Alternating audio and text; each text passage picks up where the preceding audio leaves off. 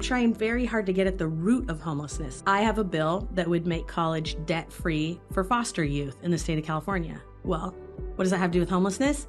Over half of the people who experience homelessness say they were former foster youth. If you ask foster youth when they're in junior high and high school if they want to go to college, 98% of them will tell you yes. Do you know how many attain a 4-year degree? 4%. They're not able to achieve that dream because for foster youth, they're housing insecure, and then they also have to figure out how to do school. So I'm trying to put together a package that allows them to really achieve their goals, have agency over their own life.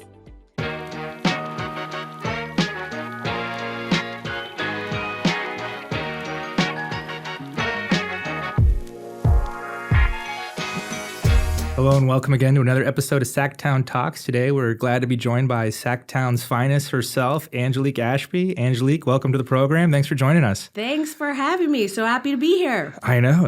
It's been crazy. I feel like your race was the most contentious, epic Senate battle in Sacramento's ever had. No. Yeah, it was pretty brutal. I can believe my mailbox every day. Yeah. We were just talking about where do you live? What's the district? I don't even live in your district. And you still got hit? And I still got hit. It was so bad. My 3-year-old was asking me, Dad, who's Dave Jones? That's good. That's the right answer. Tell your 3-year-old good job. I don't really know. That's a complicated question. So many answers to that. Yeah.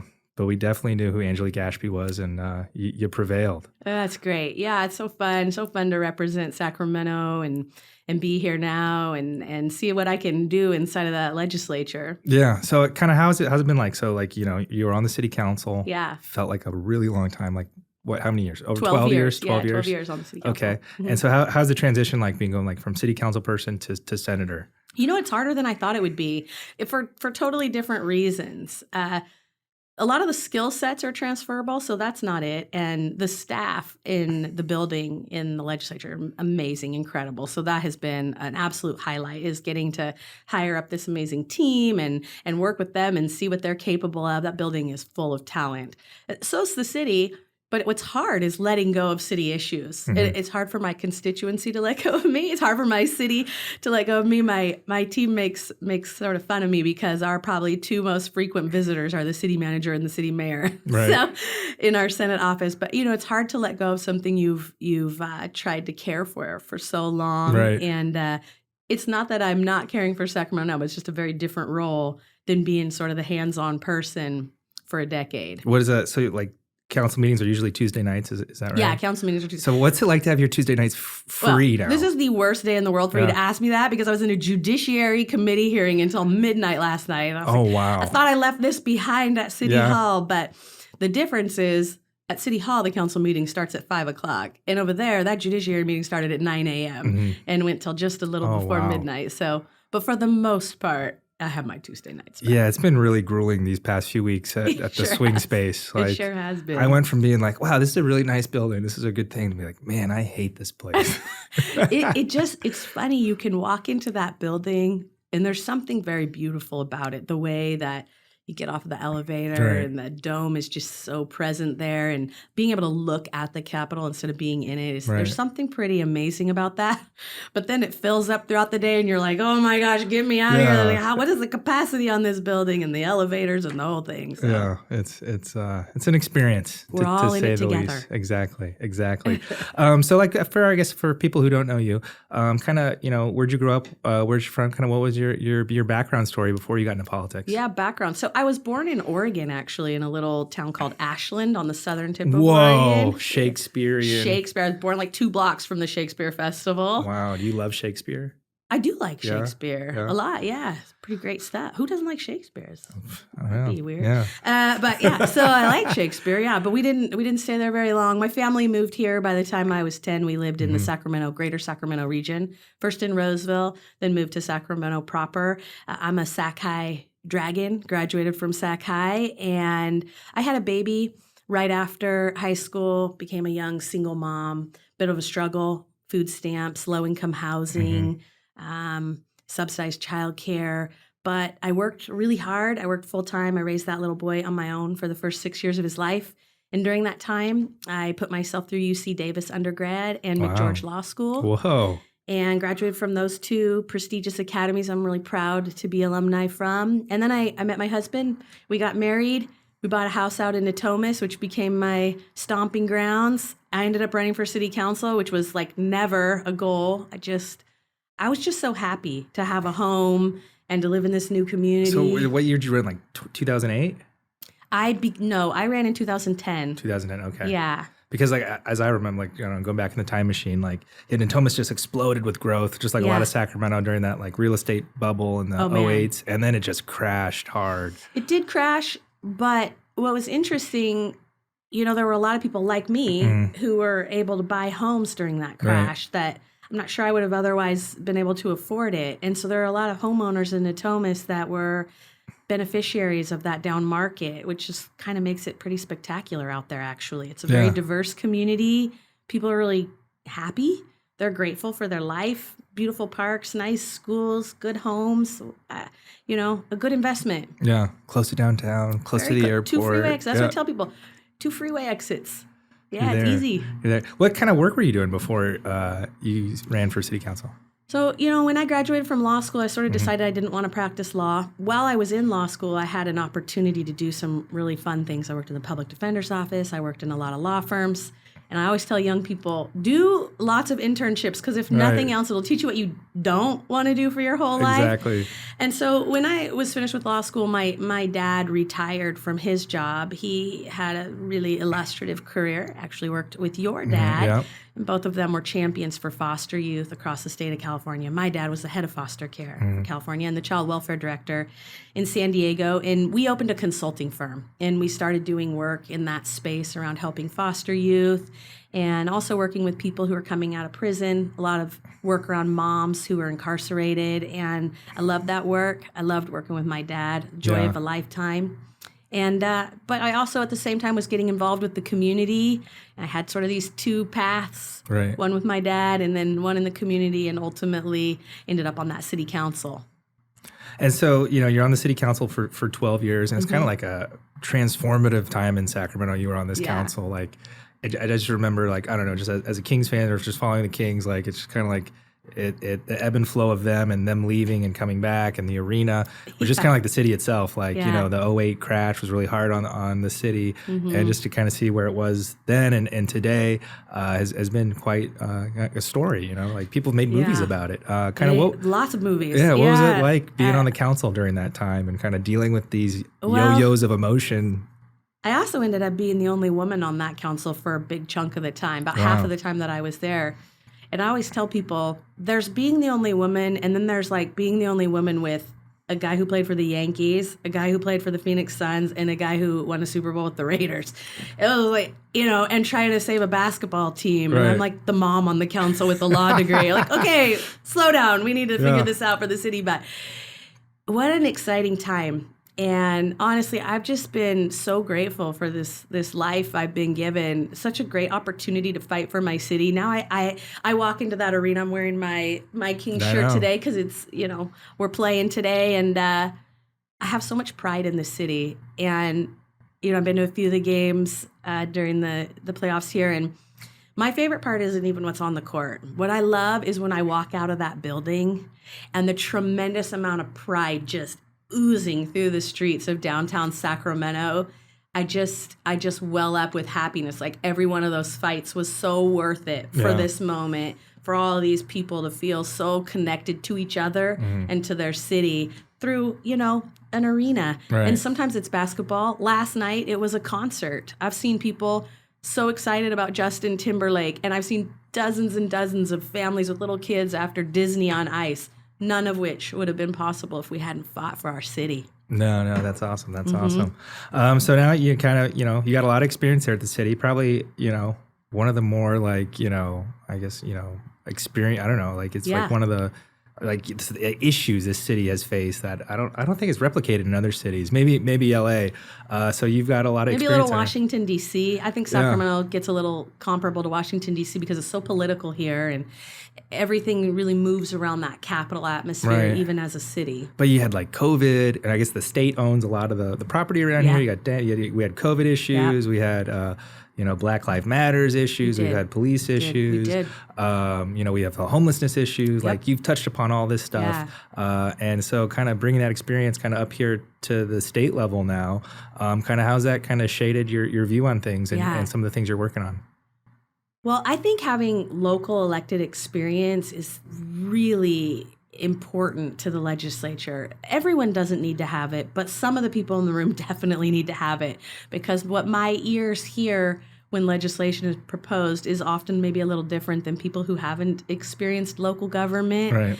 And I just carry it with me. I carry it with me everywhere I go. When people are talking about housing, I'm thinking about implementation of that. I represented the new growth area of Sacramento for a decade. So I've done everything from build shelter housing for homeless women and children to building high-end housing on a lake in a gated community and everything in between. And so when we talk about the policies that drive that, to have so much firsthand experience on the ground, I think is really helpful. And I'm grateful for those moments that I learned and what that has brought with me to the state legislature. I guess, kind of when you were campaigning and you're making this run, kind of what did you hear? Like you did a lot of outreach, kind of what are the people of Sacramento, kind of what's your mandate that they want you to come here and do? Yeah, I think, it's really interesting. Sacramento's full of so much diversity. And I mean that across a zillion socioeconomic platforms, different nationalities, different background stories, different neighborhoods. And what's, I think, interesting about this region is your life can be very different from your neighbor. You could live just minutes apart and have a very different experience, depending on your school, depending on your job, depending on a lot of things. And so what I love about this city is there is an almost insatiable desire to have all boats rise in a high tide, to work together to give everyone the best possible experience at life here. What I love about that is it makes investment in things like schools and parks and libraries really meaningful to the average person. And what my ears heard when I knocked on doors was, we want somebody to make decisions with us in mind. Mm-hmm. We just want you to think about what's the best for the most of us. And honestly, that's my approach at government anyway. When there's a hard question in front of me, I try to keep my mind open as long as I possibly can, and through the hearing until I have to take that vote. And during that time, I want to hear from as many people who will be impacted as possible. And then I try to make the decision that I think will be the most beneficial to the most people that I'm responsible for. Mm-hmm. And I really think that pragmatic approach is what people are looking for. They're tired of politics and they're tired of the division, right? Especially the things they've seen at the national level in the past few years. They don't want that anymore. Right. And one of the hard things on my campaign was that the campaign, as you stated, was ugly. And so I really wanted to cut through that and let people know that just because that campaign was that way, it didn't mean I would be that way. Right. So yeah, it's funny, I think it's the first time the Kings have made the playoffs in 16 years. Yeah.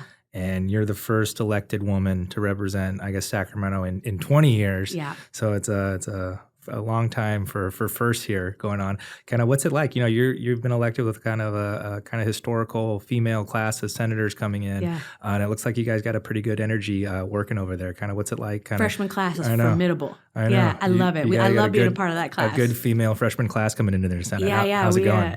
We're doing great. We're doing great. I'm so proud to be amongst that group.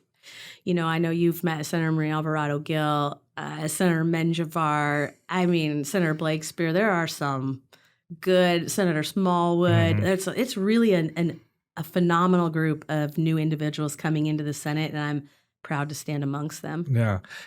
Other cool thing I love is your staff, very active on social media. Very. We've had Cassidy on the show before. Yeah. A lot of energy in that office. Kind of how'd you kind of pick your staff and, select these guys? I'm pretty high energy. One fun thing about representing Sacramento is some of the other members have had a little hard time with hiring, but I have not. Yeah. Everybody wants to work in the Sacramento. You're like a talent magnet over hometown, there. Like let's go, let's go. And so, we eat a lot of donuts. We have a lot of snacks. We have a coffee machine in our office. We're trying to bring the energy up. And it is not hard to do when you have people like Cassidy Denny and Katie Hanslick and Michelle Baker and Leslie Brizuela. I have a treasure trove of riches on that team. You do. Unabashedly, by the way. Daniel Washington, Elijah Orr. I mean, it's an all-star cast. No, you've done a great job there. Yeah, thanks.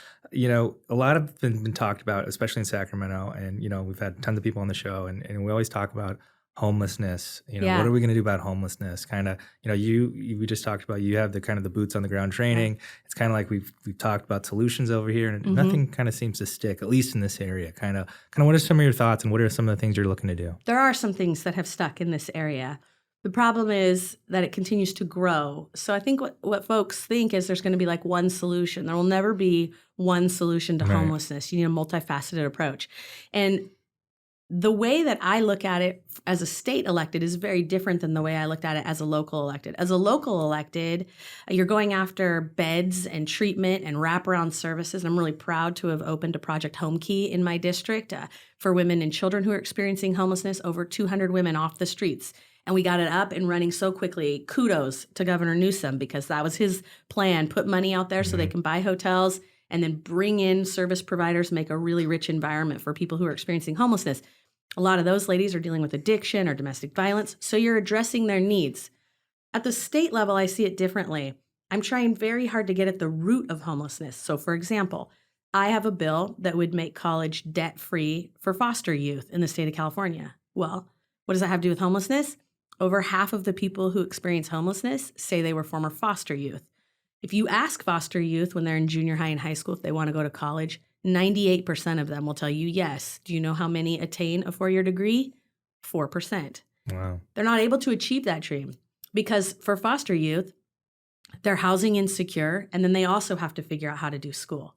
So I'm trying to put together a package that allows them to really achieve their goals, have agency over their own life. And there are other ways we can do that. I also have a bill around literacy, because if you look at the literacy rates amongst people who are homeless, it's sky high. Literacy is a key indicator in whether you'll end up incarcerated, homeless, get a college degree. And California has the lowest literacy rates in the nation. So we have a bill where we ask the state library to work with all of the local libraries to make sure that third graders have access to their libraries and a library card, and that they understand how to get to books and all the programs in those libraries. Right.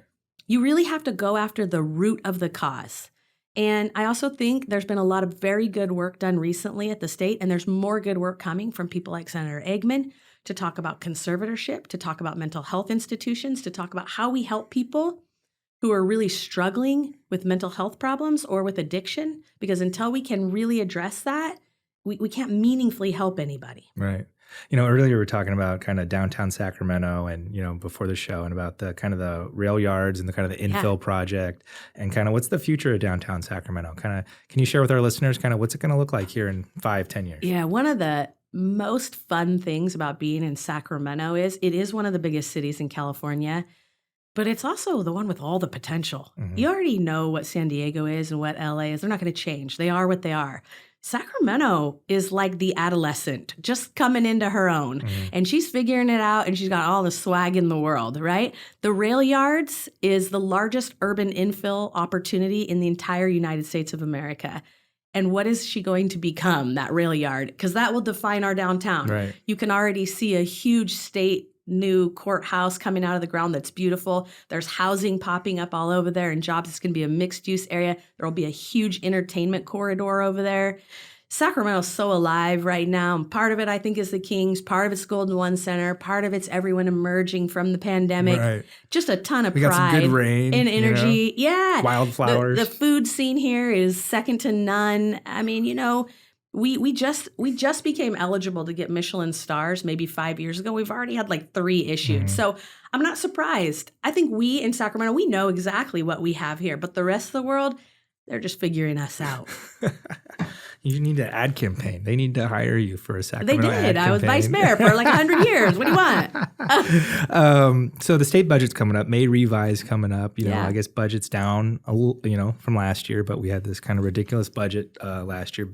Huge surplus. Ridiculous in a good way. Yeah, unprecedented. Yeah. But as you have stated, a lot of these programs that are near and dear to your heart involve foster care. Yeah. Things like that, and that's sometimes things that get cut during this budget. So kind of, how are you seeing the budget? How are you keeping informed, and what are you looking to protect? One really thing I just want people to know is they have very smart people in the legislature. California's done a good job of electing great representatives. I didn't know what to expect. I didn't know a lot of them when I got there. It's not like I came from that building. I didn't work in that building. So, I knew Dr. Pan, and he's really smart. I didn't know a lot of people. I know Darrell Steinberg, and he's really smart. But there are excellent people from every corner of this state working so hard to protect the progress that's happened in California. And they actually have done a really good job of leveling out that budget, not over depending on the surpluses. So in other words, they haven't done ongoing programming with that extra money. Right. They've really used it to address things like transportation needs or one-time projects and try to help certain areas rise up. And of course, there's more that needs to be done in that space. But what I'm looking at is making sure that core services stay whole, that we keep that safety network in place for people who really need it in our state, that people can keep their jobs, that we can continue to grow the economy in California, Right. that people feel super confident about their investments here. That's funny. I was just thinking about, how you went to law school and you did all these internships and decided you didn't want to be a lawyer. Right. It's something we hear a lot about. And then they put me on the Judiciary Committee. Yeah, I have to sit until there all day. midnight. Yeah. And then, damn, law degrees keeping me down. Senator Allen and Min and Umberg and I walked out together last night, and I literally turned to them and said, "Why did we even go to law school? This is what we got for that." That's too funny. So we're coming to that time where kind of committees are winding down and we're moving to that approach stage. So kind of what's your bill package look like? How many bills have you moved through the process? And, do you have any that died? I don't have any that died yet. Say a little prayer. I only put out 12 bills. Mm-hmm. I do think that there are too many bills. I don't know if that's taboo to say, but holy cow, we got to rein that in a little bit. But so far, so good. A lot of mine have sailed through on consent. I really focused, out of the 12, 7 of them address youth and are around that foster care space. I guess I got a favorite. Yeah. I'm trying to do some things that will improve our CPS and child welfare system, just to make it more accurate more of the time. Those are tough decisions that judges are making, and I've worked with the judges to put together a couple of bills that I think will be helpful to people that find themselves in the unfortunate situation of trying to deal with child protective services. Right. A lot of stuff around foster care, a lot around kids, a lot around literacy. A couple things to help small businesses. Got some things for the craft brewers in my package, something to protect workers. So I'm actually really proud of it. I think we're going to do okay. Yeah, no, it sounds like a good little package, for I'm an optimistic freshman, so ask me in 6 months. I'm I don't know what happened. Yeah, sometimes a freshman takes 20 bills and no, gosh, no. They're just going. I probably wouldn't have 12, but I have Cassidy Denny, and she was like, "No, we have to be aggressive. Let's go." So, yeah, probably talked me up at least 3. Staff. You got the thoroughbreds for the race. It's really incredible. That ledge team alone with Cassidy Denny, Leslie Brizuela, and Kevin Guzman is fire. Right. No, definitely. Yeah. And so what committees are you on? You're on Judish? It would be a shorter list for me to tell you which ones I'm not on. Yeah. I'm on Judish. Keeping you busy. Yeah, I'm on GO. I'm on Energy. I'm on B&P. I'm on Appropriations. I'm the chair of Ethics, and I am the Senate's chair for Joint Emergency Management. I'm on Joint Rules, and I'm on Joint Fairs, and then I am an assistant whip. Wow, they're trying to keep you busy. Tony's keeping you busy for some reason. Either they're worried about me, so they give me a lot of hobbies. I don't know what it is. Exactly. Just keep that energy going. Yeah, I try. Well, a lot of, I am relying on the skills of the baristas in downtown Sacramento, but so far they have not let me down. Yeah, well, you've done a good job keeping all these coffee shops going down here. Yeah, we're doing okay. Well, awesome. Thank you so much for taking the time to join us. Thank you for having me. Love the energy, and I'm really excited about where Sacramento's headed. Yeah, let's go. Let's see what happens with the Kings. Yeah, let's keep that beam going. Yeah, absolutely. Light the beam. Thanks, Angelique. Thank you. All right.